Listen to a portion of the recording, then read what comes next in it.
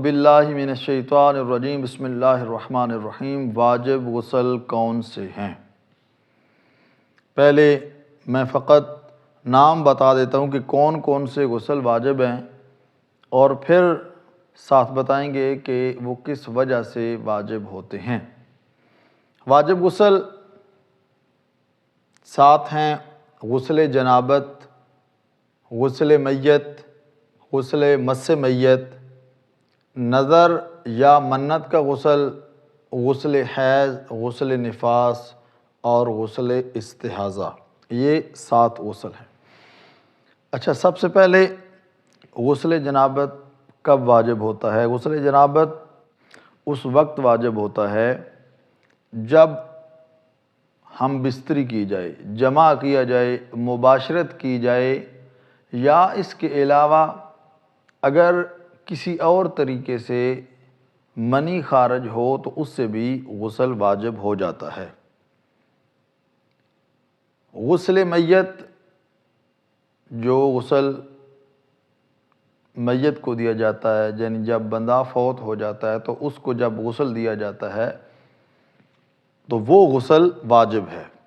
غسل مس میت، ایک بندے کی روح نکل گئی، اس کا جسم، یہ بھی ہم ایک الگ سے ویڈیو بنائیں گے کہ روح نکلنے کے بعد کب ہاتھ لگانے سے غسل واجب ہوتا ہے اور کب غسل مس میت واجب نہیں ہوتا، لیکن مختصر یہ میت کو ہاتھ لگانے سے غسل واجب ہو جاتا ہے۔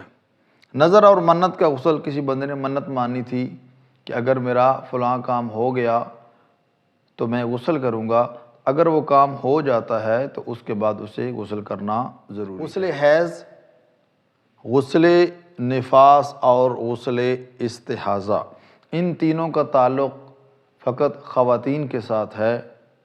وہ مخصوص ان کے احکام ہیں، انشاءاللہ بیان کیے جائیں گے، لیکن یہ ہے کہ یہ 3 غسل مخصوص خواتین اور ان کی وجہ سے غسل واجب ہو جاتا ہے۔ اور عام طور پر پوچھا جاتا ہے کہ کیا چھپکلی کو مارنے سے یا اس کو ہاتھ لگانے سے غسل واجب ہوتا ہے یا نہیں؟ تو وہی غسل واجب ہے جو بیان کر دی ہے۔ اس کے علاوہ چھپکلی کو مارنے سے یا اس کو اگر ہاتھ لگ جائے یا چھپکلی اوپر گر جائے، اس طرح کی کسی چیز سے بھی غسل واجب نہیں ہوتا۔ والسلام علیکم ورحمۃ اللہ وبرکاتہ۔